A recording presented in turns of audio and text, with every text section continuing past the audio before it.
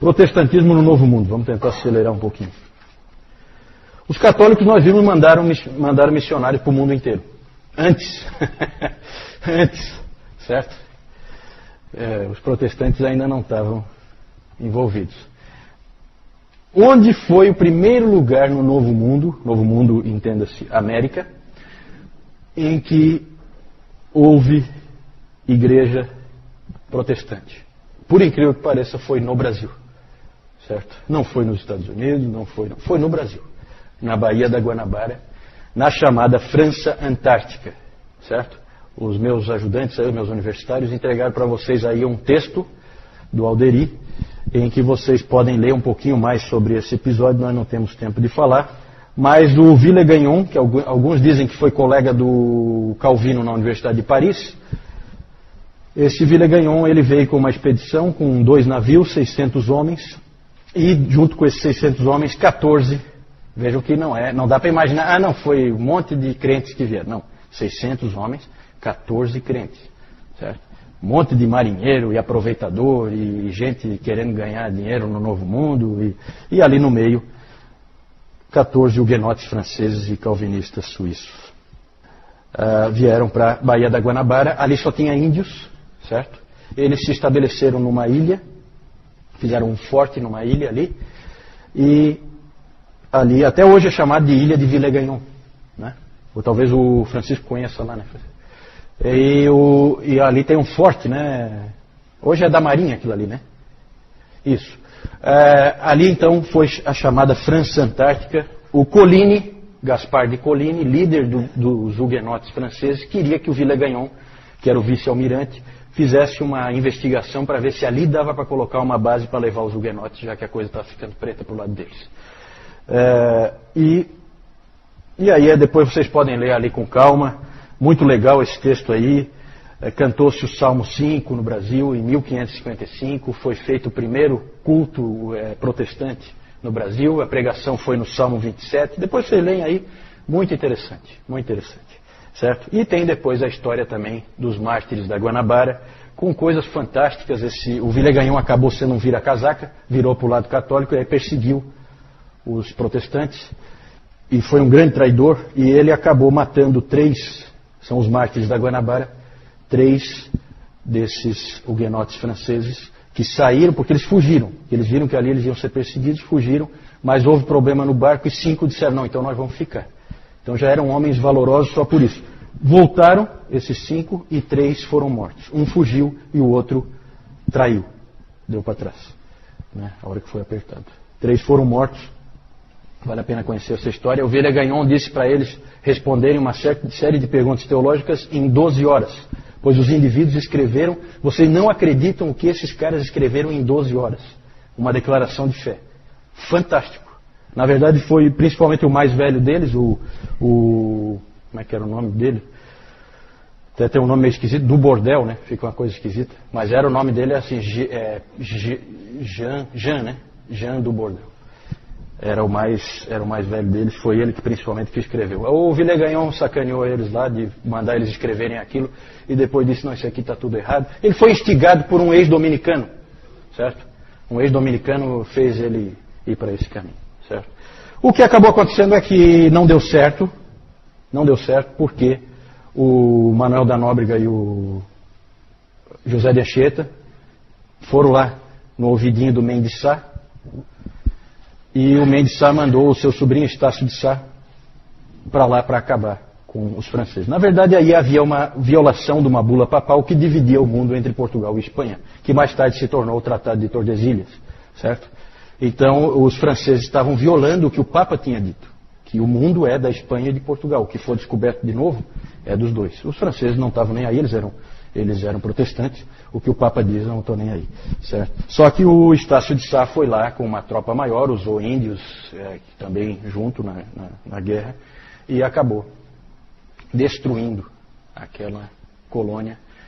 Mas mesmo assim é um símbolo para as Américas de uma primeira tentativa e sempre é um estímulo para todos os protestantes do Brasil e do mundo. Depois vocês leiam com calma e vale a pena. Conheçam essa história, tá? Conheçam essa história. Aí está muito resumido e aí é bom porque vocês leem ali uma folha, dá para você ler rapidamente, você conhece o que aconteceu ali. A principal, para nós, o mais importante é o que deu certo, que foram os puritanos que foram para a Nova Inglaterra. Porque ali, então, você tem uma colonização consistente, ali você tem um lugar em que a igreja vai florescer, com o espírito puritano, sem ter o William Laud e companhia, e guerras e tal, para acabar com eles. Foi depois. O da Guanabara foi em 1555, tá? E aqui, os puritanos aqui, eles chegaram, o primeiro navio, sempre é famoso aí na história, o Mayflower, certo? Viagem terrível, um monte de gente morta. Chegou na Baía de Massachusetts em 1621, né? Eu imagino que não, viu, Adriano? Eu acho que não era exclusivamente cristão, não. Sempre tinha essa coisa de ir lá, pegar riquezas, sempre tem esses aventureiros, né, que vão nesses outros povos, aí vai lá e engana os índios e escraviza. Não, eu acho que não, eu não tenho certeza, tá, se esse aí era exclusivo ou não, não tem. É grande para os padrões da época, é relativamente grande, né, mas para hoje é pequeno, com certeza.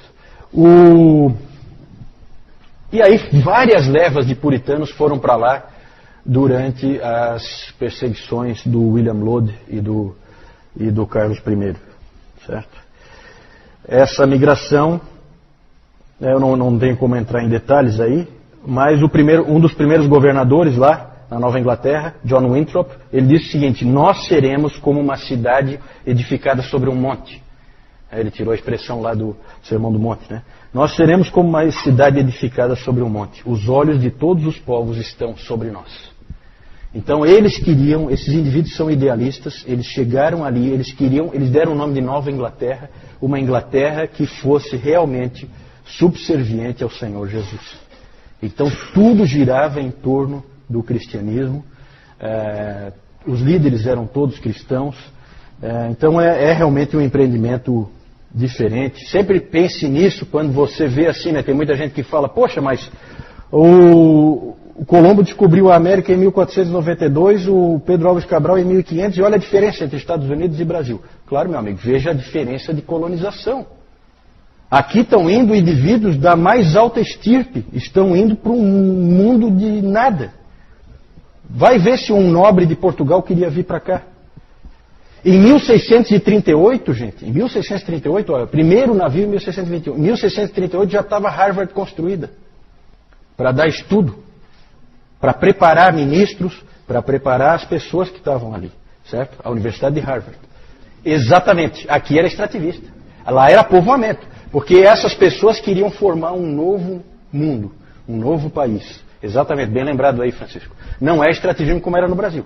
E no Brasil, mesmo depois no Brasil, ficou aquela coisa, a nobreza que tinha aqui mandava os filhos para Coimbra, para estudar lá, fazer escola aqui, nem pensar. Então, gente, tudo tem uma explicação histórica. Não vamos comparar o que não dá para ser comparado, certo? Tudo tem explicação histórica, né? A colonização é completamente diferente. Logo começou a haver divisões entre os puritanos, certo? Por quê? Porque o livre exame das escrituras é terrível para produzir divisão. Porque logo um sujeito chamado Roger Williams percebeu que o certo é batizar depois de crer. E aí ele se tornou um batista, e lá todos eram congregacionais. E aí a liderança da cidade falou, você aqui não pode ficar. Não havia tolerância religiosa ali. E aí o Roger Williams, um indivíduo muito preparado, ele estudou em Cambridge, era um sujeito muito preparado, ele comprou dos índios uma região, que é Rhode Island, e essa Rhode Island é um símbolo de liberdade religiosa, porque todos os caras que eram rejeitados em outros lugares podiam vir para lá. E ele é o primeiro batista na América, e ele fundou a primeira igreja batista das Américas, certo? Roger Williams. Ele está no muro de Genebra, do muro da Reforma, certo? Como um símbolo da liberdade religiosa. Porque Rhode Island é um símbolo de liberdade religiosa. Todo mundo que era odiado assim, né, que tinha visões diferentes, era recebido com restrições, mas era recebido em Rhode Island, podia viver ali, né? O Roger Williams tinha essa atitude. As características desses puritanos de lá são características muito interessantes. A família, né, a família puritana é uma coisa fantástica. É uma igreja dentro da igreja, certo? As famílias. As construções, os templos, eram sempre com muita luz. Então nunca assim vidros com pinturas, coisas desse tipo que escurece, né? Sempre muito vidro para ficar bem claro por quê? Para ler a Bíblia. Então, olha como é que é o pensamento, né? Sempre, os prédios sempre muito limpos, assim, não tem imagem, não tem cruz, não tem nada. Bem no meio, um púlpito. Embaixo, o púlpito alto, né? Embaixo do púlpito, uma mesa de comunhão. Esse é o padrão. E os bancos, e o interessante, né? Cada pessoa tem uma Bíblia individual. Certo? Era outro espírito que eles tinham, como nós aqui hoje, né? Cada pessoa tem a sua Bíblia na mão enquanto o pregador prega. Isso vem deles, certo? A gente acha que as coisas assim sempre foi assim, né? Não foi assim, certo? São coisas que a gente recebe dos nossos antepassados na fé. Fundaram a Universidade de Harvard, já falei. Uma coisa interessante, gente, é que John Cotton, Thomas Hooker e John Davenport, todos da Nova Inglaterra, foram convidados como delegados da Assembleia de Westminster. Interessante como a igreja lá na Inglaterra valorizava os caras que tinham ido para lá. Convidaram gente para vir de lá. Só foi um indivíduo que foi o Harry Vane, que tinha sido governador lá, foi o único que foi. Os outros não puderam ir, porque também não era fácil ir, né? Na verdade, depois vieram muitos outros para o Novo Mundo, presbiterianos da Holanda, alemães reformados, com a confissão de Heidelberg, que eles tanto amavam, e muitos outros vieram para colonizar os Estados Unidos, né? Outro aspecto, na comparação Estados Unidos e Brasil, é que os Estados Unidos ficam na mesma linha da Europa, né? Isso também favorecia que a maioria das migrações europeias viessem para o hemisfério norte, não para o hemisfério sul. Aí então, ali é uma foto do Rio de Janeiro, uma estátua que tem lá na frente da Catedral Presbiteriana, está ali escrito aí, em memória de mim. Tem o Pierre Richier e o Guilherme Chartier, que foram os indivíduos que fizeram o primeiro culto protestante nas Américas. Esses dois aí, certo? Esses dois eu não falei, mas eles foram mandados pelo Calvino, certo? O Villegagnon pediu pastores e ele mandou o Pierre Richier, que era um indivíduo já mais maduro, e um jovem, que era o Chartier. Esses dois, então, foram enviados pelo próprio Calvino para o Brasil. Aqui, então, na Baía da Guanabara, eles, então, se estabeleceram numa ilha, não aparece aqui a ilha, é uma ilha bem pequenininha, né? Aí dentro da Baía da Guanabara. Ali o Mayflower, para vocês terem uma ideia, né? E lá em cima fica, então, a Nova Inglaterra, a Baía de Massachusetts, onde eles chegaram. Então é bem lá no norte mesmo dos Estados Unidos, né? Ali uma igreja puritana, não sei se dá para ver direito aí, mas tem um púlpito alto ali. Isso aí mesmo, né? E lá embaixo tem uma mesa de comunhão, bem na frente do púlpito, certo? Ali o Roger Williams, e ali o muro, aqui vocês têm uma ideia melhor do muro, né? O muro ele é longo. E o Roger Williams está aqui, ó, com uma roupa de puritano, bem como ele está ali. Não, ali ele está sem o chapéu, né? Porque o puritano tem aquele chapéu típico, assim, né? Meio estranho. E lá no muro ele está com aquele chapéu.